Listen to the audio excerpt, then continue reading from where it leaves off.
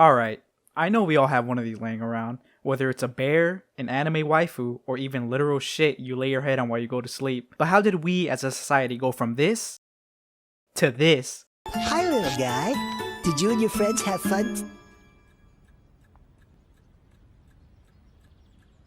When exactly did humanity's fall to degeneracy begin? Well, I like to call that the start of the... Besides your bi-weekly orgy and weekends of murdering, there really wasn't much to do back in the days entertainment-wise, especially if you were a regular Roman peasant kid. So what else to do but make your child a toy in the figure of man? Because God knows there wasn't enough of that in Rome. Skipping forward to 100 years is when people started to go into overdrive with these plushies. I mean, you had plushies based on a bear, and a lion, and a dog, and a zebra, and a cat, and a dog, and a monkey, and a polar bear, and a cat, and a dog, and bears, and bears, and bears, and more monkeys, bears, and a lion, and zebras, and more bears, and more bears, and a cheetah, and an elephant, and a bird. I get it!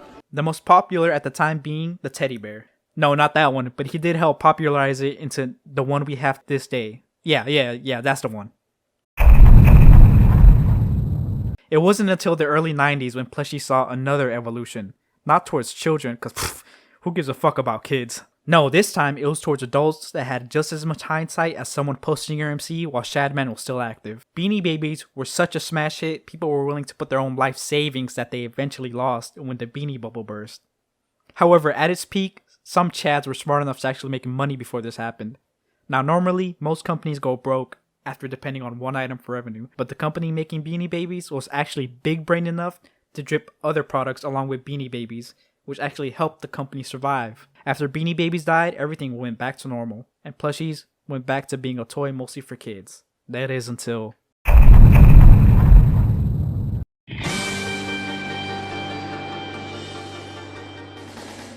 That's right, baby. You think you can become the highest grossing media franchise of all time by selling video games? Get the fuck out of here. No, the only way you can surpass the Mouse House is with that sweet, sweet merch. I mean, it's genius. You can't really own an animal and make it so only you own the rights to its likeness. So what's the next best thing? Play God, of course, and make your own animals, and sell the same plushies with just a few minor differences. With each new generation coming out meant hundreds of new plushies that they could make.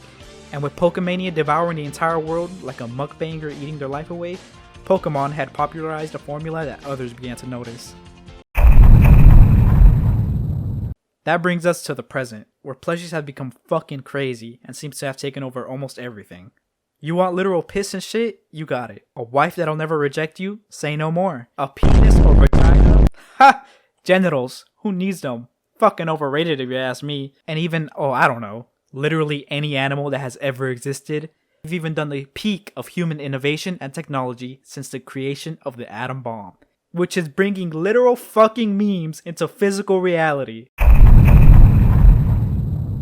And who knows what the future will hold for plushies. Maybe we'll all assimilate and turn into one. Maybe even more wacky and crazy plushies will be put into production. Who knows? Maybe in 5 years, we'll start canceling plushies that went too far. Maybe, just maybe, people might start owning forbidden plushies.